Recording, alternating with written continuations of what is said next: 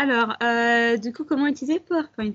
Déjà, j'ai mis 2 adresses où on peut télécharger des thèmes.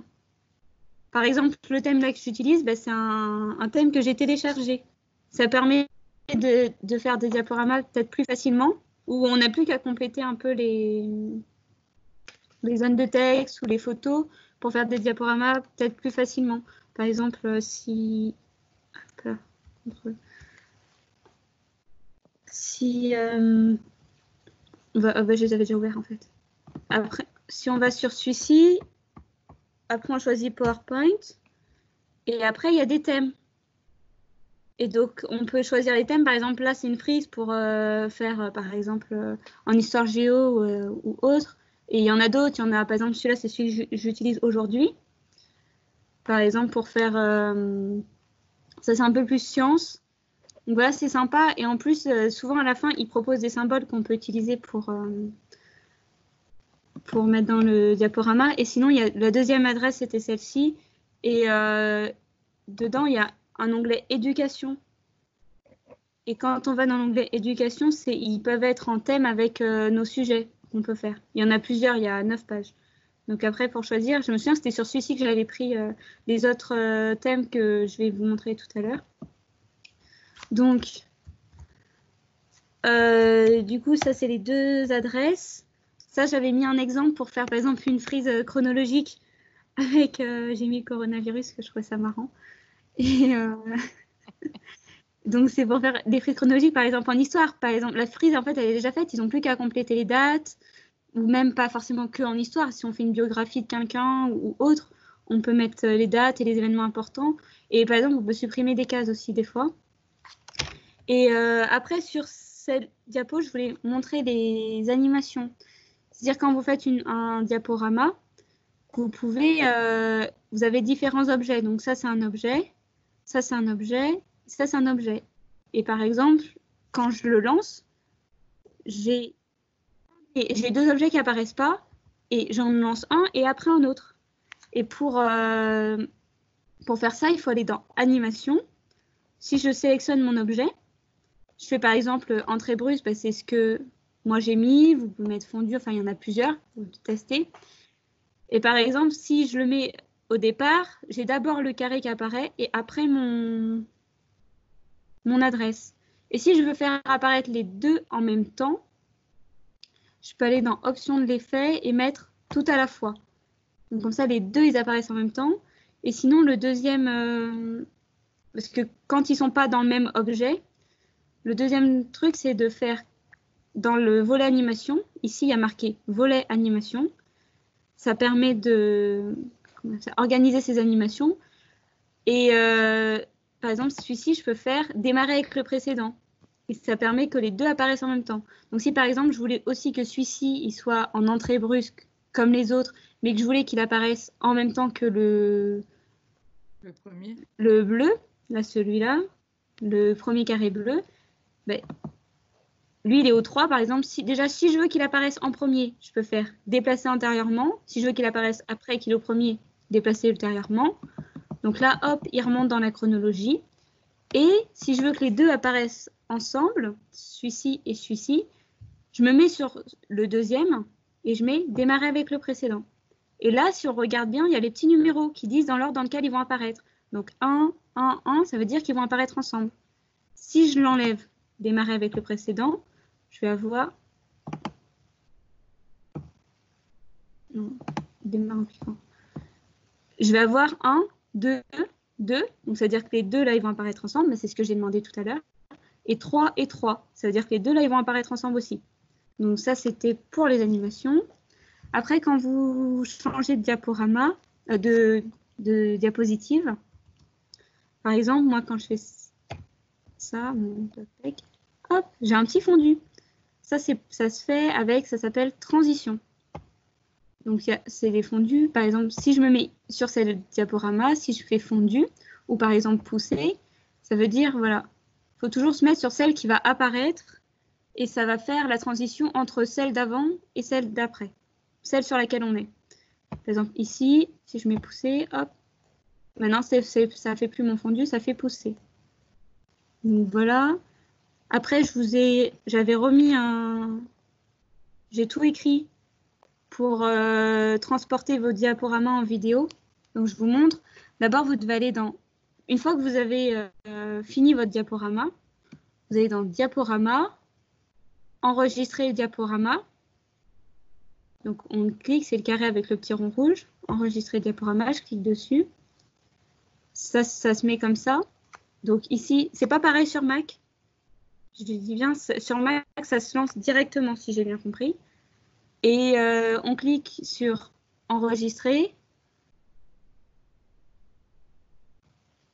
Donc là, quand on enregistre, on peut parler. Par exemple, en bas, on voit le temps qui passe. Donc là, c'est en train de m'enregistrer ma voix. Tout ce que je dis, ça l'enregistre. Après, si je veux une autre... Ben, j'ai pas le droit. Donc la slide après, je continue, je parle. Et là, vous avez... Ici, c'est le chronomètre de la slide sur laquelle vous êtes. Et ici, c'est le chronomètre de toutes les slides, en fait, de tout le diaporama. Donc voilà. Après, une fois que j'ai fini, je mets fin. Donc, normalement, vous avez enregistré votre diaporama. Vous sortez. Et ensuite, continuez. Après, vous allez dans Fichier, Exporter et créer une vidéo. Et dans Créer une vidéo, il faudra bien faire attention que ce ne soit pas ici, ne pas utiliser le minutage et les narrations enregistrées. Il faut bien mettre utiliser le minutage et les narrations enregistrées parce que sinon, vous n'aurez pas en fait ni votre minutage ni tout ce que vous avez dit pendant la vidéo. Et ensuite, vous faites créer la vidéo et après, ça vous la crée, ça prend un peu de temps. Donc, il faut le faire un peu à l'avance. Et après, bah, ça, c'est ce qu'on avait vu la dernière fois, mettre la vidéo sur YouTube et donner le lien aux élèves, ça évite de charger la vidéo pour chaque classe. Ensuite, avec les thèmes, ce qui est bien, et je montrerai d'autres, c'est que des fois, vous avez des petits objets qu'on peut faire copier-coller en faisant CTRL-C, par exemple. CTRL-V, bah, ça peut aider. Et pas trop sur ce thème-là, mais dans un autre thème que je vais montrer, il y a des objets, par exemple. Celui-là, il vient d'un autre thème et ça permet, par exemple, de faire attention. Et les symboles comme ça, ils permettent, c'est surtout pour les élèves dyslexiques, ça les aide parfois. D'avoir des symboles, ça attire plus leur attention. Et donc voilà.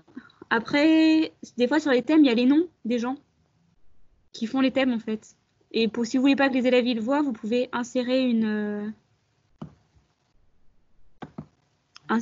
forme. Donc en insérant la forme, par exemple là j'avais pris un petit carré. J'avais fait le petit carré donc à la bonne taille. Et si je le mets par-dessus, ben, même mon nom on le voit plus. Et après vous pouvez taper votre nom. Je n'y arrive pas. Voilà, par exemple. Si vous voulez pas que vos élèves voient les noms des autres gens qui ne les concernent pas trop en fait. Parce qu'après ils peuvent penser que c'est pas vous qui avez fait le diaporama alors que c'est juste le thème. Après je sais pas si c'est bien légal. Hein. Voilà. Après ce qui est bien avec les thèmes aussi, si vous pouvez, il y a des graphiques qui sont tout faits, il y a des diagrammes qui sont tout faits, que vous avez juste à compléter, des tableaux, pareil. Donc voilà. Et après, un autre thème que je voulais vous montrer. Je suis pas sûre que ce soit celui-là. Ça, par exemple, ça c'était un thème que j'avais fait l'an dernier en mode un peu BD. Et là, on peut insérer des schémas. Enfin, je trouve ça sympa. Et c'est ce que je disais, les symboles. Par exemple, moi, l'an dernier, je sais que mes élèves, ils avaient un peu de mal.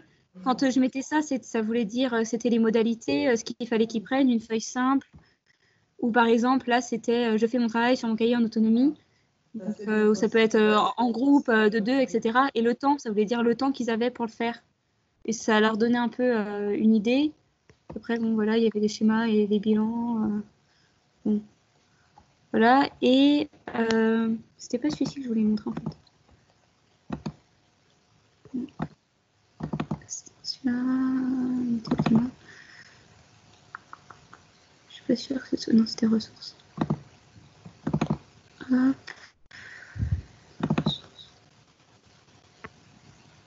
Ouais, voilà. Et par exemple, dans celui-ci, à la fin, il y avait pas mal de petits logos. Et ça peut aider vachement pour... enfin, je trouve qu'en début d'année, si on lance des logos, par exemple, celui-ci, c'est celui que j'avais mis pour mettre les modalités, mais après, ils savent que dès qu'ils voient ce symbole-là, ça veut dire c'est les modalités. Et je disais, pour les 10, ça peut les aider parce que ça fait moins de mots à lire. Et par exemple, ils ne vont pas lire modalité, ils vont juste regarder le symbole et ça les aide. Voilà. Et pour faire ces symboles, c'est CTRL-C, CTRL-V, et on les remet dans la page concernée. En plus, on peut, quand on clique sur un symbole, vu qu'il est considéré comme une image, on peut le changer. Vous pouvez changer la couleur, par exemple remplissage. On peut le mettre en rouge, par exemple, ou en blanc en fonction du thème, en bleu si on veut que ce soit un peu moins agressif que le rouge, par exemple. Donc voilà, c'est assez sympa. Ça peut faire plein de couleurs aussi. Donc voilà, et après, il y a les différents raccourcis. Par exemple, si je veux rajouter une diapositive plus rapidement, c'est CTRL-M, mais c'est pareil, ces raccourcis, je sais que ce n'est pas les mêmes sur Mac. Si vous voulez lancer votre diaporama plus rapidement, plutôt que d'aller dans diaporama et le lancer, c'est juste F5. Et si vous voulez le lancer à la diapositive concernée, par exemple, c'est Shift F5. Mais pareil, ça, c'est des raccourcis qui ne sont pas... c'est pas les mêmes pour Mac. Voilà. Après, s'il y en a qui ont des questions, moi, c'est tout ce que j'avais trouvé à dire pour Mac. Après, si vous pouvez insérer des formes, différentes formes, des zones de texte. C'est toujours dans Insertion, les formes. Vous avez plein de formes. Vous pouvez faire des flèches si vous avez des schémas à faire. Les zones de texte. Donc, voilà. Ou si vous voulez insérer une vidéo, c'est toujours dans Insérer. Vous pouvez le faire avec un lien. Vous insérez juste un lien, par exemple YouTube, etc. Donc voilà. Je ne sais pas si ça vous aide.